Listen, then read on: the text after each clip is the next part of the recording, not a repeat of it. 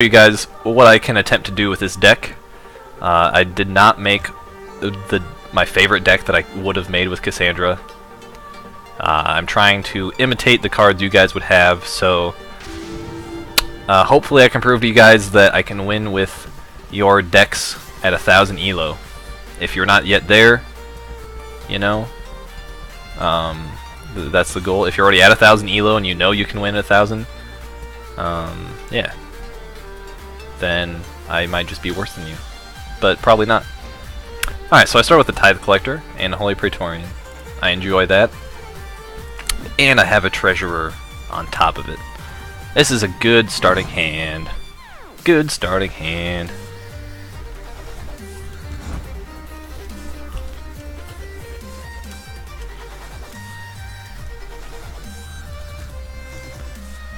Giga Bane, the classic 1000 elo slow player who struggles to find his first card.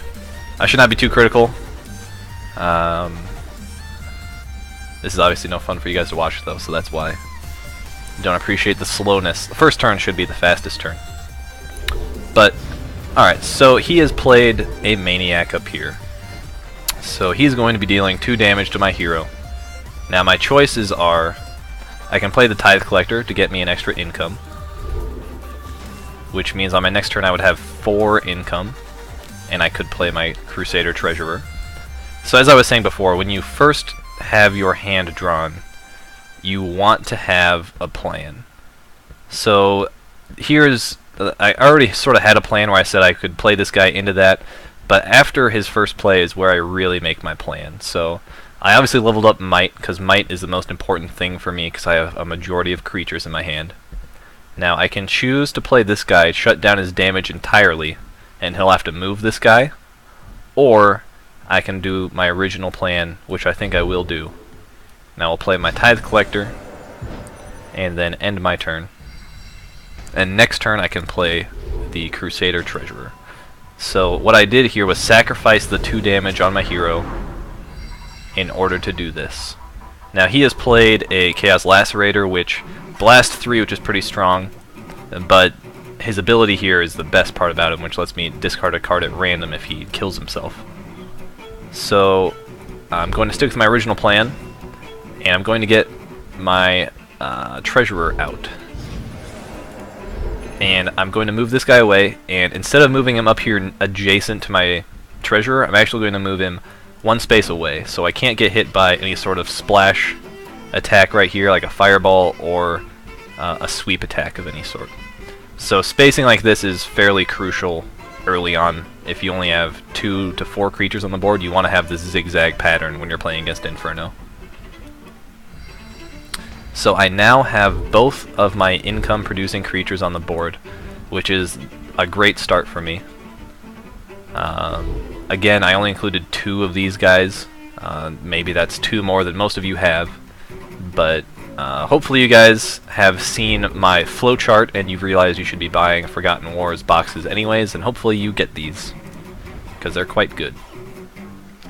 And I placed him right here in order to block this Maniac's damage, so that way I don't take 4 free damage for no reason. His retaliation here of 2 is going to force the Maniac to move like it just did. Alright, and he just played a Fiery Weapon on this guy. So Fiery Weapon is a really strong spell if it doesn't get addressed early. It gives him +1 attack every time it attacks, basically. So right now he's dealing 3 damage, next turn he'll deal 4. Luckily in my hand I have a Sunburst, and I have 7 resources thanks to my amazing cards here and my good luck. So I'm definitely not going to hesitate about playing Sunburst, as it will kill off both of those cards. So as you see, I played a 2 cost and I took out 5 of his resources. So that's an effective use of spells right there. Now I have another 5 resources to play. I'm going to play a Holy Praetorian. No, actually I lied. I really don't need the Tithe Collector anymore, but I think I will keep him for now. So yeah, I will. I'll play with my Holy Praetorian, because he's not going to have... Hopefully he's not going to have too much in the way of fireballs early on. And then I'll play my Wolf Marksman here to force this guy to move yet again, and I'll be able to have 3 open lanes on his hero until he plays a creature. Obviously, my Tithe Collector is safe because of my Holy Praetorian. Witchblood got a Forked Lightning. Oh my goodness. I don't even have a Forked Lightning yet. Congrats, man. Forked Lightning is probably the best new wind spell from the expansion. It's like an Armageddon that you control. So good.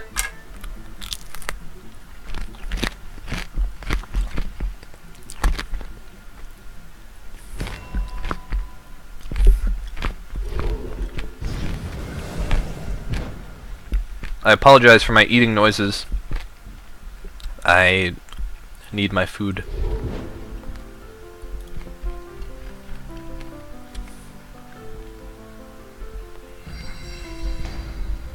Alright. So we played this Pit Fiend, which attacks anywhere. That's really great. This is a good card. The problem with it is it costs 4 and it only has 4 health. And the reason why 4 health is bad is because of Lightning Strike. So we've now killed that guy off. Now I have a few options. I have 5 resources left. Now the first thing I want to do at the beginning of my turn is look at these events down here. This is something that new players often forget. It's very easy to forget. It took me so long to remember to look at these, and I still don't all the time. This event happens to be up. This will net me a total of 2 damage. It will let me kill his Maniac, deal an extra damage to his hero, and it only costs me 2. That would bring me down to 3 extra resources, which means I'd have to play a Loyal Griffin. Otherwise, I could play either of these 2 creatures. Now, are either of these 2 creatures that much better than the Loyal Griffin right now? Well, they're both only 3 damage compared to 2. This is going to get me an extra damage right now and more board control. So I'm actually going to play this event card. And I'm going to play my Loyal Griffin. And I don't want to put it here because a fireball would hit all 4 of them. So I need to put it in a place where I would only get hit by 3. Obviously, I'm going to get hit by 3 because I have too many creatures on the board. So I will end up putting it there in the open lane. And I will attack.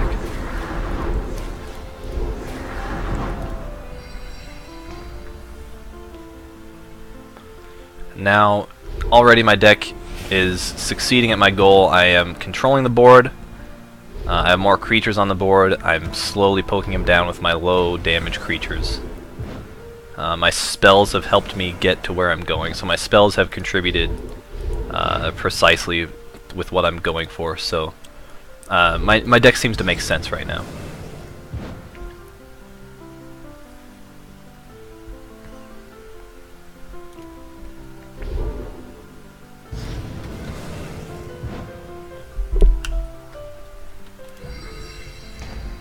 Alright.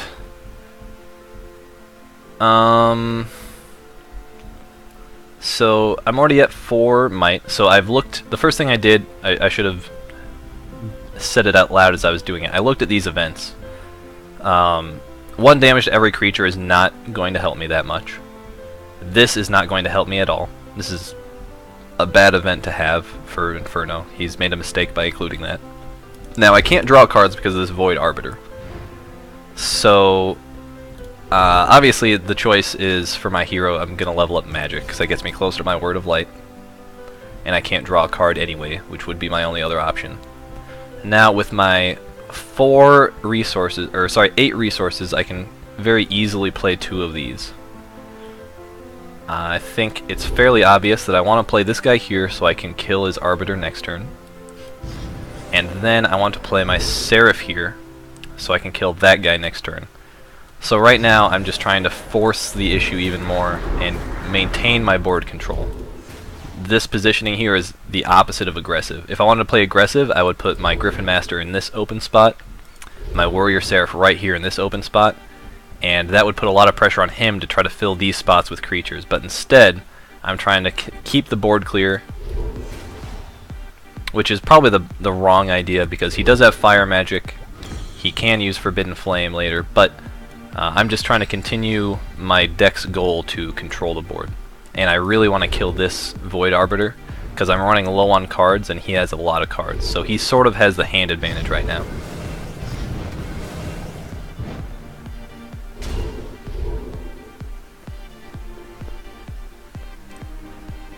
One damage plus 2 AoE.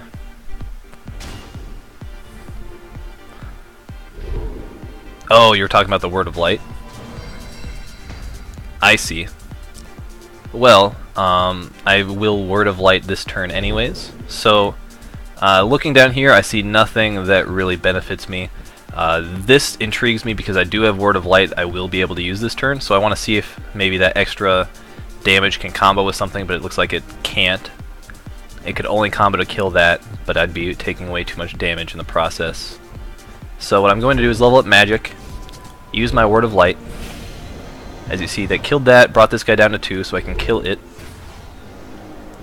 This Void Arbiter only has 1 health, so I'm going to kill it. Make sure you pay attention when you kill things off like this. Don't want to waste that extra 2 damage from the 3 straight to the hero. And unfortunately, I can't win. I wonder if I could have won if I had done that. Oh, I could have won. No, because this guy would have died. I lied. So that would not have made me win. But I'm in a very good position here. I have nearly a full board. I can now draw another card.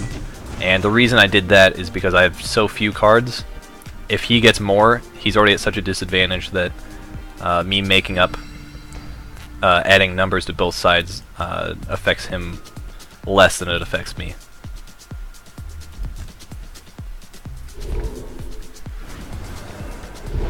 Yeah, you're talking about this turn, or technically my last turn now, Evil. I gotcha.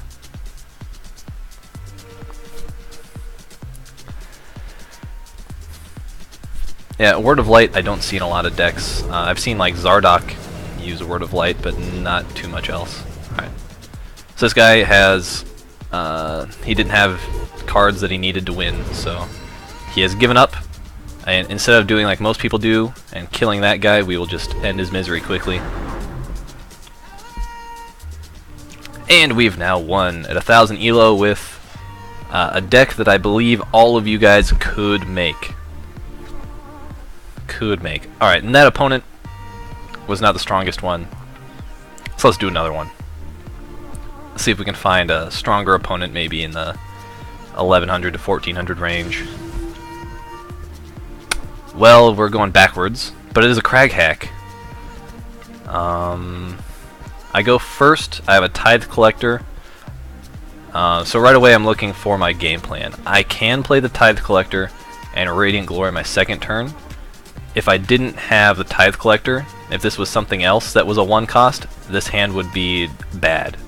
But because I can use this in turn 2, or the Wolf Marksman, but I would definitely do Glory instead. This is a good hand for me. And the only reason it's good is because I'm going first,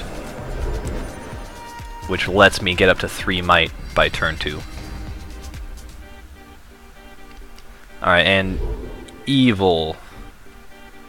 Overextending? What were you thinking with overextending? Alright, so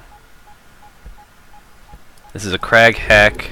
He can't buff his guy right here, so what I'm going to do is just block it with this. So my play here of the Radiant Glory is to force him to move his Dark Assassin. He's going to be forced to move his Dark Assassin here or here, doing no damage this turn. I'll be able to attack with my Radiant Glory next turn for 3 damage, and I'll be able to block it again with a Warrior Seraph. So this is a defensive play, and also pretty much always the right play. Oh, I guess that was on the board. I didn't see that. But he got unlucky and drew one of his very few fortunes, and wasted his 3 resources. Oh, right. Yeah, great point.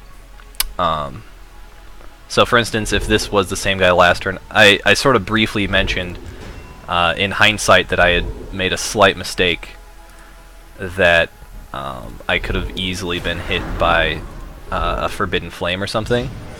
So if I spend all my resources like this every turn to get as much down as I can, if he is holding back a Forbidden Flame, he'll kill all of this for just 3 resources. So often, most people will have Forbidden Flame if they're playing a spell-based fire deck like the last Garant I played against. And you're going to want to sort of hold your creatures back. So instead of spending all of my resources to get more creatures on the board, I'd wait, expecting him to play his Forbidden Flame. Obviously this is Crag Hack and he doesn't have it. And my last turn, I played this Warrior Seraph right in front of this guy. Bad idea, because I could have played Sunburst. I could have leveled it like that, Sunbursted it, done that, and then been good to roll. But instead, I did not. So I sort of paid the price with my loss of my Warrior Seraph. So that was too bad.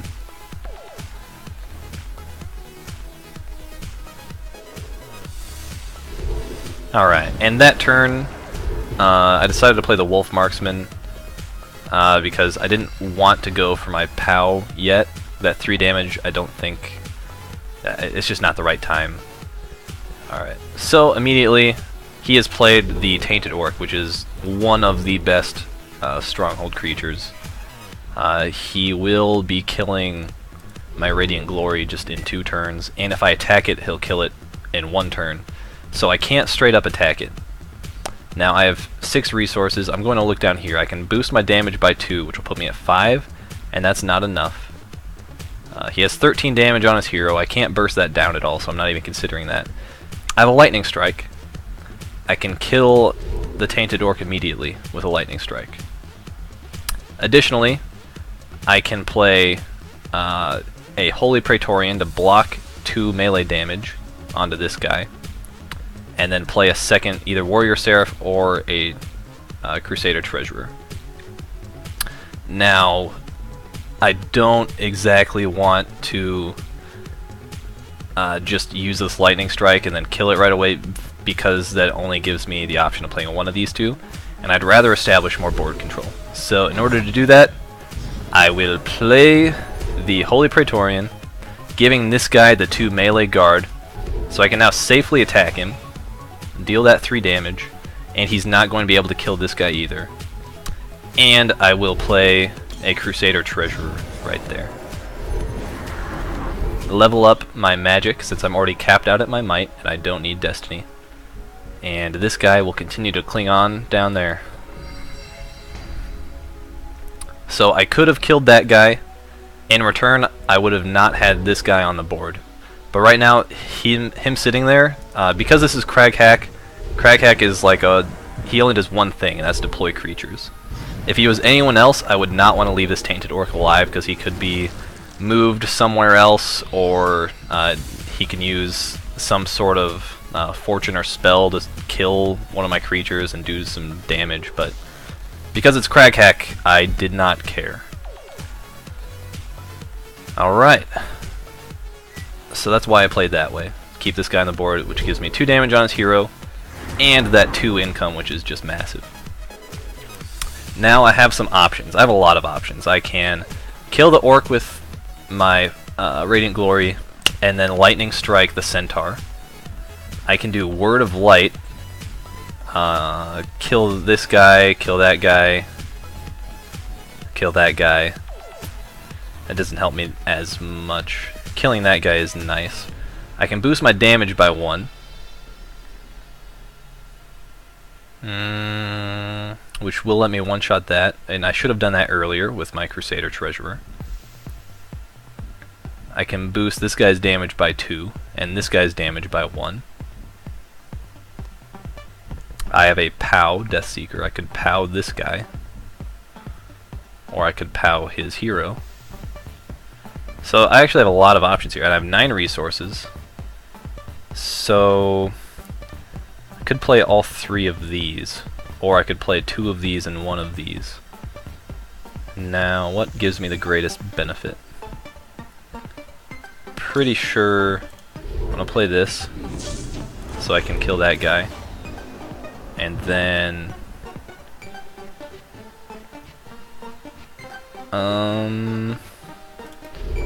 lightning strike that, kill that, attack, attack, and then I'll play my POW now. Now he's gonna be down to 2 health, and I have so many creatures on the board, it's probably a loss for him. Hello Murdoff, I am not on YouTube yet, but I was gonna work on doing that after this stream tonight.